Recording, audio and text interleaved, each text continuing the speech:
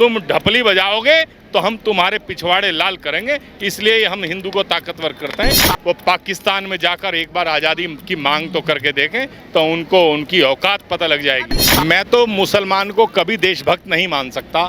मैं तो मान सकता हूँ अगर वो घर वापसी करे, सनातन धर्म अपनाए, तब ही मैं उसे मानूंगा कि वो इस भारत का हिस्सा है। भारत में जब ही ये ठीक रहेंगे जब ये इस्लाम से और कुरान से दूर हो जाएंगे। ये तो केवल और केवल इस भारत पर 10-10, 15-15 बच्चे पैदा करके इस भारत पर कब्जा करना चाहते हैं, सनातन को समाप्त करना चाहते हैं।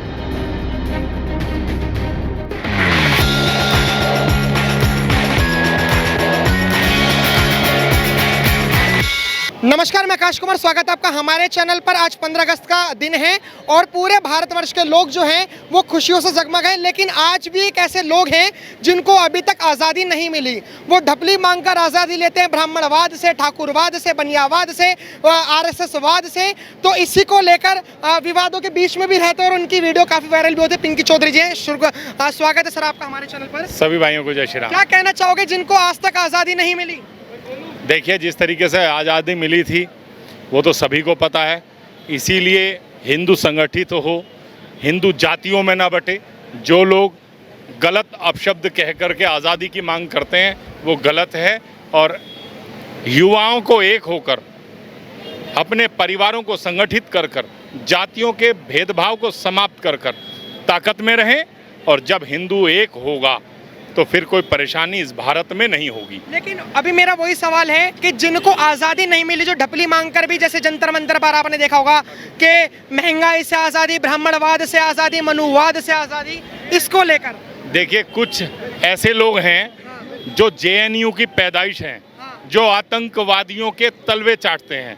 इन लोगों को मुंह तोड़ जवाब देने के लिए ही ये तिरंगा यात्राएं पूरे देश में निकाली जा रही हैं और हिंदू को एक किया जा रहा है।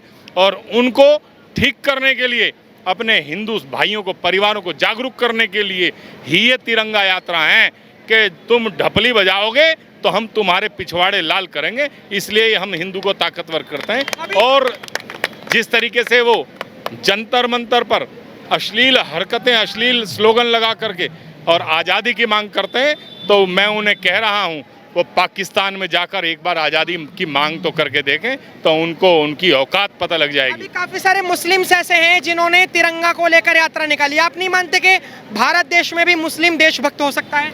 इतने सारे तो हैं। मैं तो मुसलमान को कभी देशभक्त नहीं मान सकता। मैं तो मान सकता हूँ अगर वो घर वापसी करे, सनातन धर्म अपनाए, तब ही मैं उसे मानूंगा कि वो इस भारत का हिस्सा है। नहीं तो धर्म के आधार पर जब देश का बंटवारा इन्होंने किया था तो फिर वो यहाँ रह करके ढकोसलेबाजी दिखाने का और गलत दिशा में जाने का काम करते हैं। इनके बाहर कुछ और अंदर कुछ, इनकी दोहरी मानसिकता है। इस दोहरी मानसिकता को समाप्त करने के लिए इन्हें सनातन में वापसी करनी पड़ेगी। भारत में जब ही ये ठीक रहेंगे जब ये इस्लाम से और कुरान से दूर हो जाएंगे। अभी आपने कहा कि मैं उनको हिंदू ही नहीं, वो इनको भारतीय नहीं मानता जो सनातन धर्म में नहीं है। वो तो कहते हैं कि सभी का खून है इस मिट्टी में शामिल, किसी के बाप का हिंदुस्तान थोड़ी है। अगर इनका खून शामिल होता तो ये धर्म के आधार पर इस देश का बंटवारा ना करते। और जो आज ढकोसलेबाजी कर रहे हैं और जो बता रहे हैं कि हम तिरंगा यात्रा भी और हम भारत को भी मानते हैं, मैं उन लोगों से कहना चाहता हूं वो लोग ऐसे चरित्र के हैं, वो हम में बैठकर हमारी बहन बेटियों से लव जिहाद का काम करते हैं, हमारे भारत के टुकड़े करने की बात करते हैं और कहते हैं ना, मुंह पे राम बगल में छुरी। इनकी ये वाली मानसिकता है। आप नहीं मानते भारत देश में एपीजे अब्दुल कलाम जैसे भी मुस्लिम हैं और कम से कम 50% है? आप मानते? 0% भी नहीं है।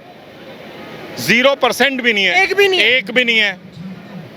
इनके मुंह पे कुछ और अंदर कुछ। ये तो केवल और केवल इस भारत पर 10-10, 15-15 बच्चे पैदा करके इस भारत पर कब्जा करना चाहते हैं, सनातन को समाप्त करना चाहते हैं। अगर बंटवारे के वक्त जिस समय पाकिस्तान में हिंदू थे तो वो लोग कहाँ गए?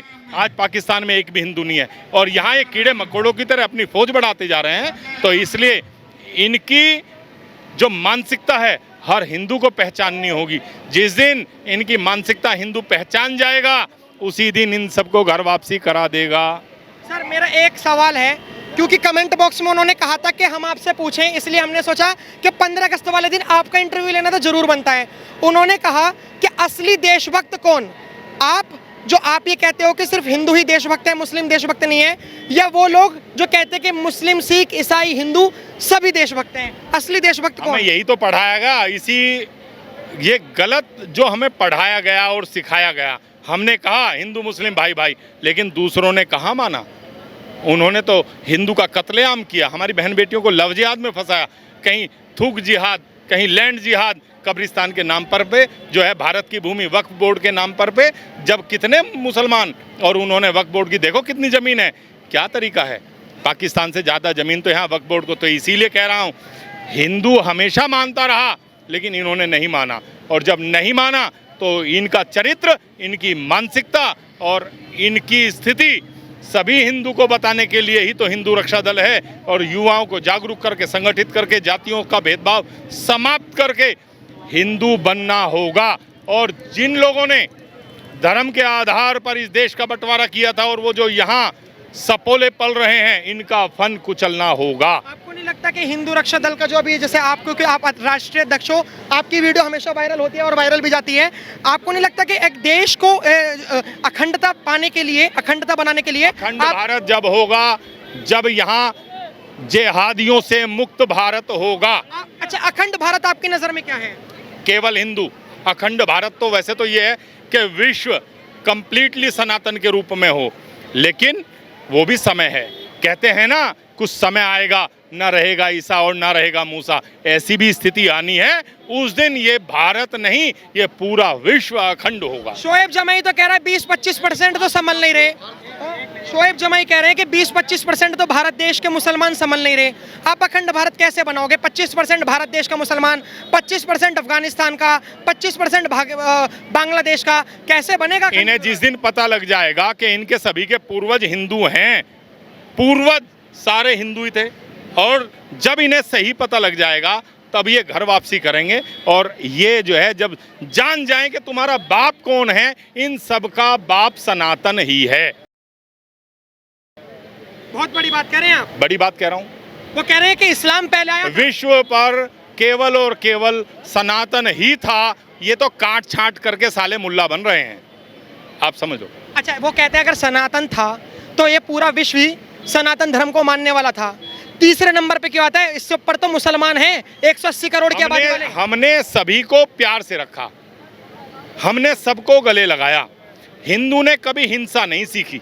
तो इसीलिए ये लोग जितने भी हैं, ये हिंसक हैं, डराकर, धमकाकर, गलत अफवाहें उड़ाकर ये अपने धर्मों को बढ़ा रहे हैं। लेकिन सभी के पूर्वज हिंदू थे, और ये आप देख लेना, ये विश्व अखंड हिंदू होगा। अच्छा, सनातनी होंगे सब। आज की खुशी है ही नहीं है 15 अगस्त की? हाँ, तो हम खुशी मना रहे हैं। तो उन जंजीस को क्या कमेंट करना चाहोगे जो आज भी स्टेटस पर लगा रहे हैं, आर वी रियली इंडिपेंडेंट, क्या हम सच में आजाद हुए हैं? ये जो कंफ्यूजन क्रिएट हो रही है, इन लोगों की वजह से ही इस देश का नाश हो रहा है। और इतनी आज़ादी जो वो वहाँ मांग रहे हैं, इस आज़ादी को ठीक जब किया जाएगा, जब उनके पिछवाड़े और गाल लाल किए जाएंगे, तो यहाँ फिर कोई बोल नहीं पाएगा। जैनजीस का जमाना है, कैसी बातें कर रहे हैं? कहें के जैनजीस जो देश के विरोध की बात करे, जो आतंकवादियों के समर्थन की बात करे, ऐसे जैनजीस हमें नहीं चाहिए इस भारत में।